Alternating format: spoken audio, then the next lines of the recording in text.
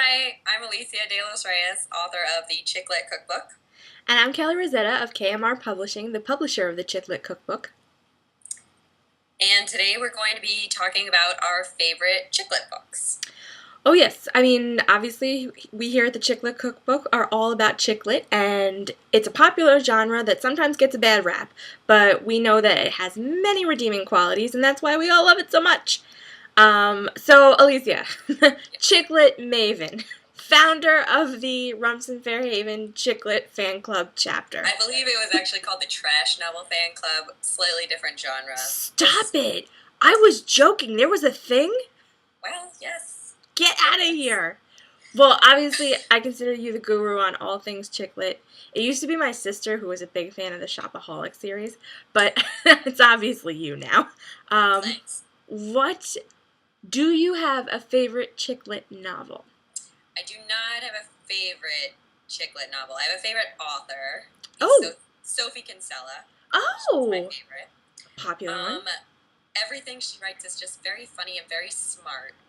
And she's one of the only authors who has made me literally laugh out loud while I was reading. That is so rare. I know. One of my favorite books that she's written is called 20s Girl, and there's this really funny scene where there's a ghost. I don't know how to explain. There's a ghost, and she's a girl from the 20s, and she's talking to the girl in real life, but the girl in real life is having to talk to the guy that she's interested in. Anyway, it's very, very funny, and I was reading it, and I just, burst out laughing, and I was like, oh my god, she's amazing! Sophie Kinsella could just write a lot of really funny things. That's very funny. We should actually get my sister to weigh in on this, but regardless, now Sophie Kinsella has a pen name or another. That is her. That is her pen name. Yeah. So she also writes as Madeline Wickham, and her books as Madeline Wickham, she says, are a little bit more serious, and they are less. They have funny moments, certainly, but they definitely have darker themes, and there's not always a happy ending. Her first one, I want to say, is called The Gatecrasher, and that's really good. It's kind of got a Holly Golightly character in it. Okay. And it also does not really have a happy ending, though there is kind of some hope, I guess you could say. So when you say Sophie Kinsella, do you also mean Madeline Wickham, or you actually prefer her as Sophie Kinsella? I actually prefer Sophie Kinsella, yeah. Look at that! Though I do like Madeline Wickham also, I mean. Yes, both are referenced several times in the Chick Lit Cookbook, a guide to writing your novel in 30 minutes a day. Shameless plugs. That's what this is for. So Kelly, I know you have not been a particular fan of Chick Lit, modern Chick Lit. No. But do you have a favorite Chick Lit book that you could share with us? Well, besides a Chick Lit Cookbook, a guide to writing your novel in 30 minutes a day. Shameless plug number 2. Come on.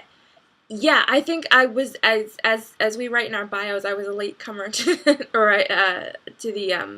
Chick Lit world, and I'm converted now.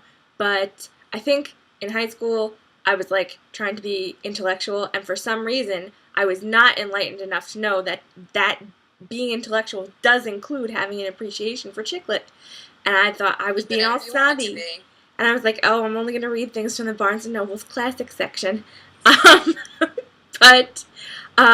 So I was looking again through my little journal of books that I've read, and it would have to be Pride and Prejudice, which, can we agree, is the archetype for Chick Lit? I have to be honest, I have never read Pride and Prejudice. Really? Did you see any of the movies? Yes. The Keira Knightley one? I didn't like that one. Not that one. Didn't see that one. The original one they show on TV. The BBC one? Yes, that one. That's very good. That's the gold standard right there. Also, I think that's a pretty good approximation for reading the book, because they pull lines right from the book for that. They're very faithful. So, Pride and Prejudice, I apparently read it once when I was 12, according to my little journal. I don't even remember that, so that's not good. But I know my best friend from college, Elizabeth, she was a big Jane Austen fan, and so I read it, I think, in my sophomore or junior year of college, And what you said about funny, oh my god. This is not, you should not, books that are, 250 years old or whatever they are. It's not 250, is it? It's like 200. Whatever. They shouldn't be that funny, okay? Half the time I don't know what people are saying. I can't follow. They're supposed to be having these everyday conversations, in other books from that period. This one is like, it's contemporary. It feels like something that could happen to you. Which is the whole point of Chick Lit, right? Is having these relatable women, and following their trials and tribulations. Yeah, that's awesome.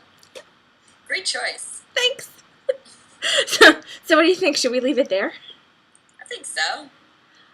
Readers, why don't you keep the conversation going? Visit us on Tumblr. Alicia is going to give you the full address because I never know it. chicklitcookbook.tumblr.com. Yay! We'd love for you to follow us or post your own favorite Chick Lit books. Love to hear from you.